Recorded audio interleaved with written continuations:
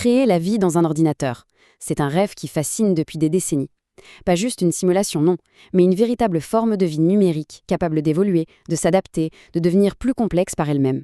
Eh bien, et si on se disait que ce rêve, il était peut-être en train de devenir réalité? Regardez bien cette créature. Elle n'existe pas dans notre monde. Elle est née, elle vit, elle se déplace entièrement à l'intérieur d'un ordinateur. Alors, la grande question c'est comment on passe de simples motifs qui bougent sur un écran à une véritable vie numérique capable d'évoluer toute seule. Là, on plonge dans un domaine absolument fascinant, la vie artificielle. Un domaine de recherche où les scientifiques n'essaient pas seulement d'imiter la vie. Non, leur but est de comprendre ses règles les plus fondamentales en la recréant de zéro au sein d'univers entièrement numériques. Pour bien saisir la percée dont on va parler, il faut d'abord faire connaissance avec son prédécesseur, un système assez incroyable qui s'appelle l'ENIAC. Faut bien voir que l'ENIAC, c'était déjà un sacré pas en avant. Imaginez une grille numérique où chaque point change d'état en fonction de ses voisins. La grande idée de l'ENIAC, c'est que ces changements n'étaient pas des simples on-off, tout ou rien.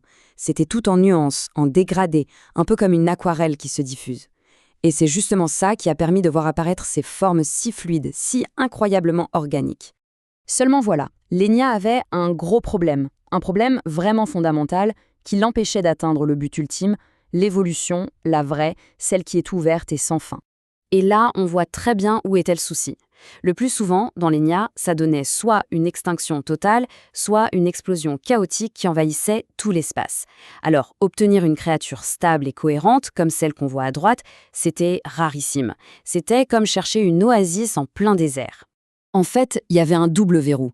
D'abord, trouver une créature viable, c'était un coup de chance monumental. Et ensuite, et c'est le point crucial, chaque espèce vivait dans son propre univers, avec ses propres lois physiques. Il était donc impossible de les faire coexister, interagir. Or, sans interaction, pas d'évolution. C'est aussi simple que ça. Et c'est là qu'arrive l'idée de génie. Une solution d'une simplicité presque déconcertante, mais qui a absolument tout débloqué. Le principe de conservation. Dans le système l'ENIAC original, la matière de la créature pouvait être créée ou détruite à n'importe quel moment. C'était ça la source de toute l'instabilité. Les créatures pouvaient s'évaporer en un clin d'œil ou au contraire exploser sans crier gare. Le changement de logique est donc radical. Dans le nouveau système, baptisé FlowLENIAC, la matière n'est plus ni créée ni détruite. La quantité totale est fixe, elle reste la même, elle ne fait que se déplacer, que s'écouler d'un point à un autre, un peu comme un fluide. Pour se faire une image, c'est très simple. Imaginez une boîte de Lego qui est fermée. Le nombre de briques à l'intérieur ne change jamais. On peut les défaire et les réassembler pour construire plein de choses différentes, mais on ne peut ni en ajouter ni en retirer. C'est ce principe fondamental qui a tout changé. Et grâce à cette nouvelle stabilité, les créatures ne sont plus des accidents heureux. Elles deviennent des entités robustes, fiables, assez robustes pour qu'on puisse les entraîner, un peu comme on dresse un animal, pour qu'elles accomplissent des tâches précises.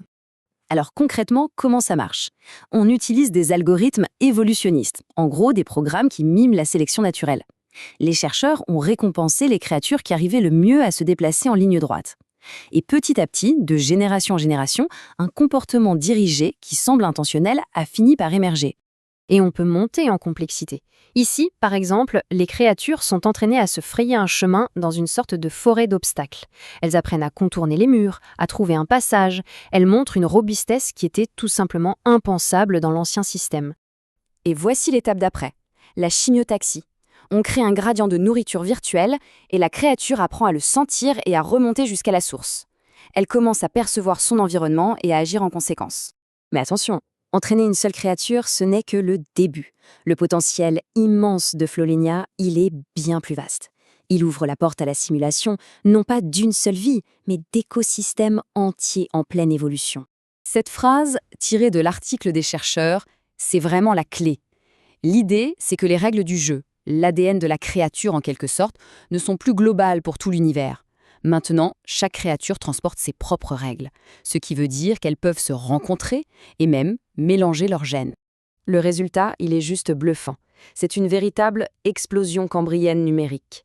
Les chercheurs ont lâché 144 espèces différentes dans le même monde et ils ont simplement observé ce qui se passait. Sans aucune intervention, une lutte pour l'existence s'est engagée. On voit des espèces prendre le dessus, d'autres disparaître. Et le plus fou, c'est qu'on voit émerger des formes de vie symbiotiques, où deux espèces différentes fusionnent pour créer une toute nouvelle créature stable. Ce qu'on observe là, ce n'est plus juste une créature qui se déplace, c'est une véritable écologie numérique qui évolue sous nos yeux. Et ça nous amène à une question qui donne le vertige. En créant ces univers de poche, on ne fait pas que jouer à Dieu. On se dote de laboratoires pour tester les théories de l'évolution, pour comprendre comment la complexité et l'intelligence émergent, et peut-être un jour, pour percer les secrets de l'origine de la vie elle-même.